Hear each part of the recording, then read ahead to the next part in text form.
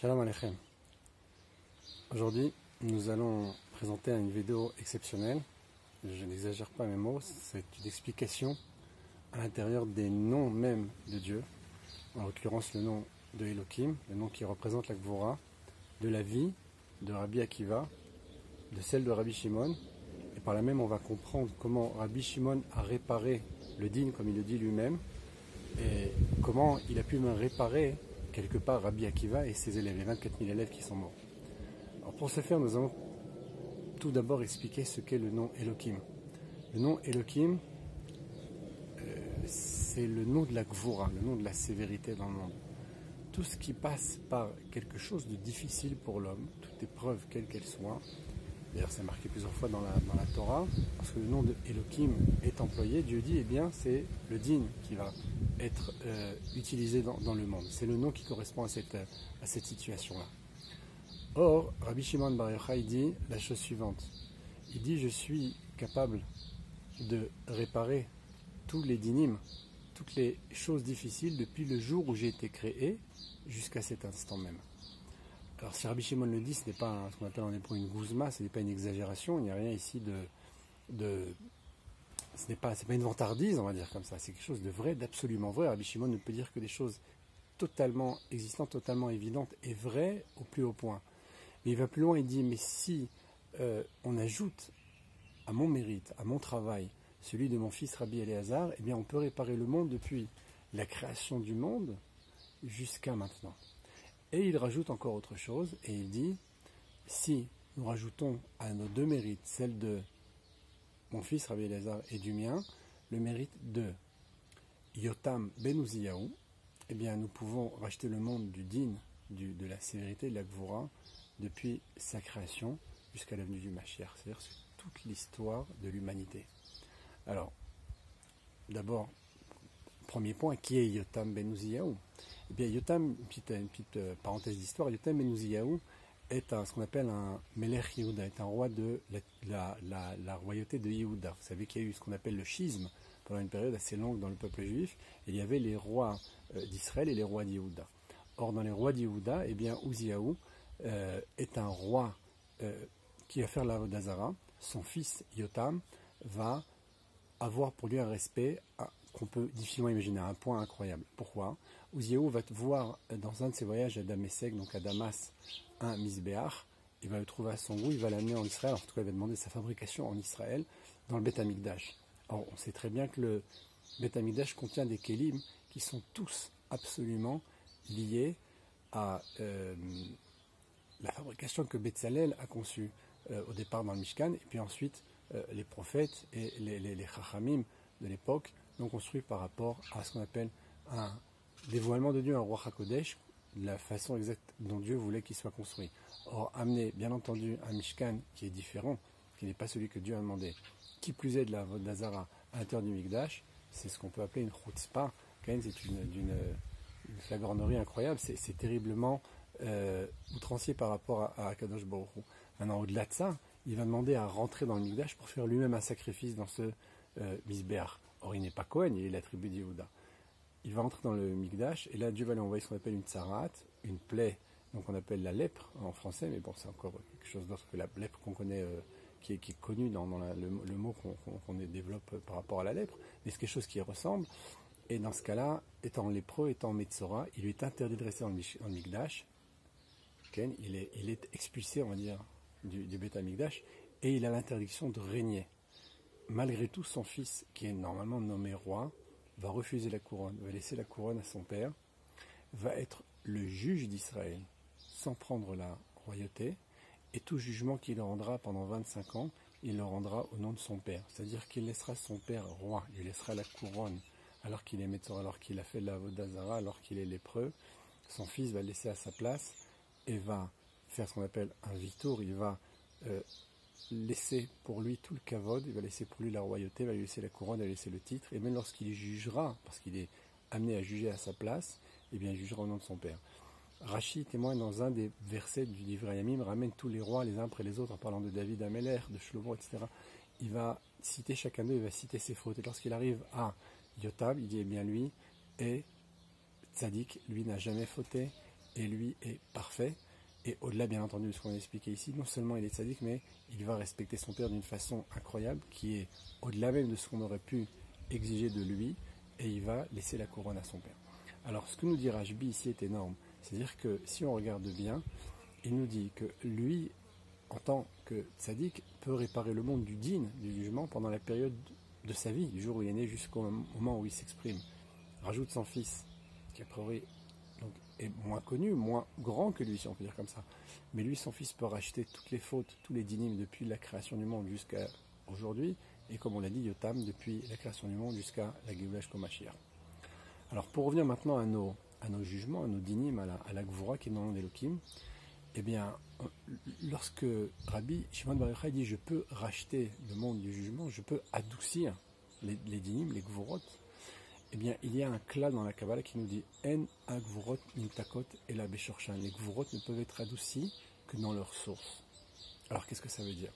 On va prendre des exemples, puis on va revenir après à notre sujet. Si vous prenez l'exemple de la maladie, par exemple, c'est une Gvura, la maladie, une épidémie, etc., que Dieu préserve, eh bien, comment est-ce qu'on fait pour réparer ça? Comment on fait pour adoucir ça? L'exemple est connu, vous savez que lorsqu'on fait un vaccin, eh bien, on inocule à la personne un petit peu de la maladie, un petit peu du microbe ou du virus qui est censé se présenter, et de fait, le corps va apprendre à se défendre, et donc il va, par là même, pouvoir combattre la maladie ou l'épidémie que Dieu préserve qui va se présenter. Alors, c'est quoi? Bien, c'est adoucir les gvurot, les shorshan, c'est adoucir la gvura dans sa source. C'est-à-dire que je prends un petit peu de la gvura et puis j'adoucis la gvura avec la gvura. Alors, c'est l'exemple qu'on avait donné aussi une fois dans un de nos cours. On avait expliqué que Rabbi Shimon va se trouver 12 ans dans la grotte. Lorsqu'il sort avec son fils Rabbi Elazar, ils vont voir des gens qui travaillent la terre. Ils n'arrivent même pas à imaginer que c'est possible. Pour eux, la Torah est l'essentiel, c'est tout. Puisqu'en fait, ils se projettent, ils existent. C'est vrai, dans une génération déterminée, mais en réalité, ils sont déjà dans la période de la Géoula. Donc, comme dans la Géoula, eh bien, tout ce qui intéressera l'homme juif, ce sera de connaître Dieu, de connaître la Torah, de connaître ses secrets, eh bien, eux étant déjà dans cette période, ils n'arrivent pas à imaginer comment quelqu'un peut travailler la terre. De fait, lorsqu'ils les regardent, ils sont foudroyés, ils sont brûlés. De là sort une batte-colle, une voix céleste, et leur dit, vous retournez dans la grotte encore une année. Mais le texte ne dit pas une année, le texte dit 12 mois. Pourquoi 12 mois? Mais ils étaient là-bas 12 ans. Eh bien, ces 12 ans qui correspondent à la Gvura, okay, vont être adoucis par 12 mois qui sont aussi de la Gvura. Et donc la Gvura est adoucie par la Gvura, 12 va adoucir 12. Alors c'est pareil dans beaucoup d'autres choses. Alors au niveau des noms, le nom de Elohim, eh bien le Hari Akadosh nous dit comment est-ce que j'adoucis un nom, le nom de la Gvura, en l'occurrence Elohim, eh bien lorsque je prends les lettres qui le précèdent. La lettre qui précède, eh bien c'est la source de la lettre qui va venir. Un peu comme mon père est ma source, quand même. Chacun qui a un antécédent, qui a quelque chose d'antérieur, eh bien est la source de la chose qu'on rencontre. Eh bien la source du Elohim, eh bien, ce sont les lettres qui viennent avant. Alors là, le Hari explique qu'avant le Aleph de Elohim, il n'y a pas d'autres lettres, donc le Aleph va rester. Le Lamed va se transformer en Kaf, le He en Dalet, le Yut en tête, et le même sophite, le même final, va devenir un même normal, on va dire, qui se trouve à l'intérieur d'un mot. Mais dans la mesure où il se trouve de nouveau à la fin d'un mot, puisque c'est la dernière lettre, eh bien il redeviendra un même final, même si à la base c'était un même ragil, un même classique, on va dire comme ça. Alors ça va nous donner un nom qui s'appelle le nom qu'on appelle Akadat. Alors je vais essayer de vous le montrer à l'écran. Le nom de Akadat qui apparaît ici, okay, on voit ici au milieu, et bien ce nom, Akadat, et puis le même, c'est ce nom de Elohim adouci. Là où c'est intéressant, et où Baruch Hashem, on va ici nous dévoiler un grand secret, et bien l'histoire de Rabbi Akiva et de Rabbi Shimon Bar Yochai se trouve écrite ici. Pourquoi? Parce que Aleph dans la Kabbalah, eh bien assez souvent, dans ce qu'on appelle la Y, mais Rabbi Shimshon d'Ostropoli, la lettre de Rabbi Shimshon d'Ostropoli qu'on lit, une zgoula de lire avant Pessah, ou bien dans les Kavanot du Hari, eh bien la lettre de Aleph correspond à Elef, 1000. Okay, c'est pratiquement la même chose. Alors si on regarde bien ce Aleph et qu'on a Kaf et Dalet ensuite, eh bien ça fait 24 000. Et quand est-ce qu'ils sont partis ces 24 000? Eh bien pendant les mêmes têtes même, ici c'est à l'envers, les 49 jours de Pessah HaShavot, c'est le texte de la Gemara. Shtem Esrei Elev Zugin Talmidim Shel Rabbi Akiva, Metu Perek Echad Ben Pessah Le'atzeret. Donc on voit ici que 24 000 élèves sont partis pendant les 49 jours du Homer. C'est écrit dans le nom de Dieu. C'est assez incroyable. C'est ici toute l'histoire de Rabbi Akiva, c'est le Rabbi Shimon. Pourquoi c'est le Rabbi Shimon? Eh bien parce que d'après un autre enseignement du Hari Akadosh, ce nom de Akadosh doit se transformer, de Akadosh doit se transformer en Emgal. Voici le nouveau nom. Alors pourquoi on arrive à Emgal? On va l'expliquer.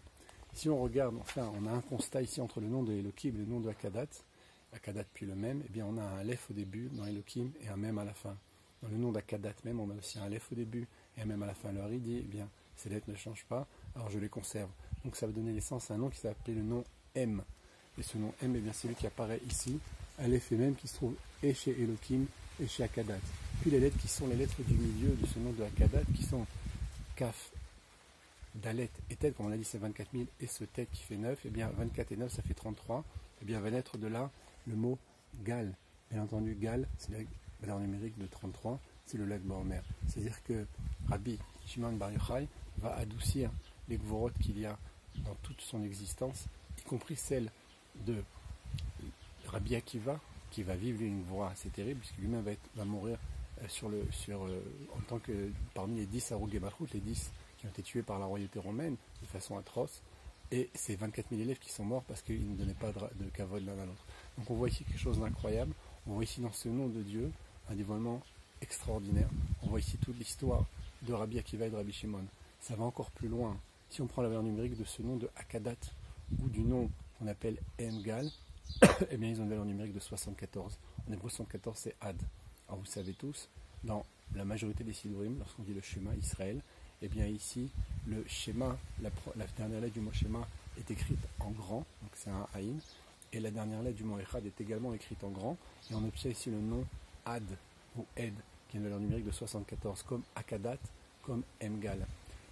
Eh bien ce nom-là, de Aïn, Dalet, Ken, ce 74, eh bien c'est exactement la réparation de Rabbi Akiva. Pourquoi? Parce que Rabbi Akiva, on le sait très bien, lorsqu'il a quitté ce monde alors qu'on le peignait avec des peignes de fer, eh bien, est parti en disant le schéma Israël et dans le mot Echad, donc dans ce Dalet là de Echad qui termine le Haïn, eh bien il va sortir son âme, Pachanishmato, son âme va sortir. C'est-à-dire qu'on voit que Rabbi Akiva va être réparé entre guillemets. Là aussi ça Gvora par Rabbi Shimon Bar Yochai, par ce fameux Emgal, ce nom qui contient le 33, par Rabbi Shimon qui va adoucir également ses élèves, également Rabbi Akiva, également tous les dénis depuis la création du jusqu'à maintenant. Pourquoi?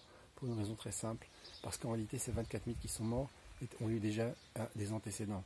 Il y a une première fois 24 000 Talmidim qui sont partis à l'époque en tant que 24 000 hommes non juifs, c'est les habitants de Shrem.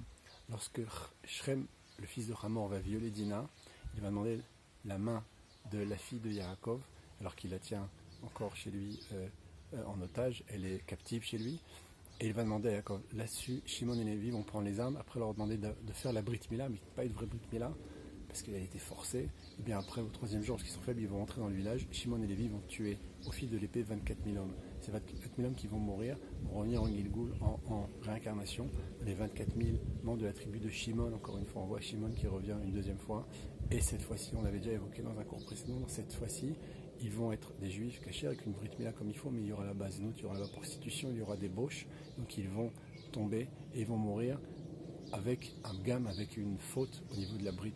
Ils reviendront dans les élèves de Rabbi Akiva, qui eux seront kshirim, ils auront une Brit Mila, sont talmidei chachamim, sont des sages, ils n'auront pas fait la faute, bien entendu, de la débauche ou de la prostitution, mais ils ne vont pas donner de respect l'un à l'autre, et ça c'est leur faute, c'est la faute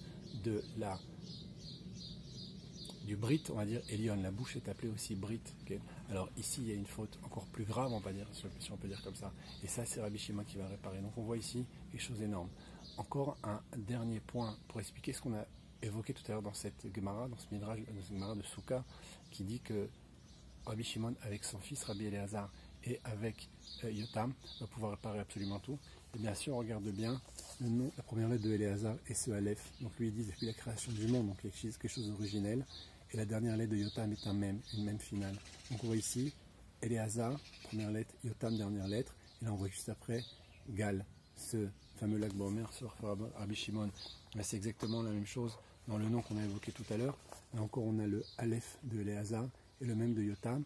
Et ici au milieu une valeur numérique donc, qui correspond encore une fois à 33, c'est Rabbi Shimon là aussi. En réalité, si on regarde bien, Rabbi Shimon est énormément anave et très humble. Et en fait, le travail des deux autres rejaillit sur eux par le mérite de ces lettres intermédiaires. C'est Rabbi Shimon en fait qui répare le monde tout entier depuis sa création jusqu'à la Géoula. C'est quelque chose d'énorme. Et ce Aleph là, c'est le Aleph de Adam Arishon, et ce même là, c'est le même du Mashiach. Alors vous me direz, mais le même du Mashiach, c'est pas une lettre finale, c'est une lettre première. Mais c'est ce qu'on a expliqué tout à l'heure. Du fait qu'il se trouve à la fin d'un mot, il va être modifié en même finale. C'est-à-dire que le même final correspond à de la Gvura. Il y a 5 Gvurot en hébreu qui sont même Nun, Tzadik, Pe et Chav sont on appelle les lettres sophites, les lettres finales qui se transforment à la fin d'un mot. Or ce même va être transformé, mais à la base c'est un même normal, un même ragil. Donc le Mashiach étant le dernier, il y aura transformation, il y aura adoucissement. Les Gvurot, la plus forte d'entre elles, est la première, parce que même correspond à Mavet, correspond à la mort. C'est ce que Adam Arishon a introduit, ce Aleph-là, et le Mashiach va le réparer. Voilà un des éléments, un des messages qu'on voulait transmettre aujourd'hui, bien entendu, vous l'avez compris, vous l'avez senti. Il y a au-delà de ça énormément d'informations, énormément de messages à ce nom de Hakadat. Il y a encore beaucoup de choses à étudier, beaucoup de choses à comprendre. Mais je voulais, en cette veille de Lag BaOmer, vous transmettre ce message qui est, bien entendu, très très fort, très puissant. S'il y a des questions, s'il y a des interrogations, je me ferai un plaisir de répondre par l'intermédiaire d'un message sur YouTube. En vous souhaitant une bonne journée, une très bonne fête de Lag BaOmer, en espérant que Mashiach vienne même avant et qu'on puisse rencontrer Rabbi Shimon Bar Yochai et étudier avec lui le texte du Zohar dans une compréhension absolue. Merci à vous, bonne journée.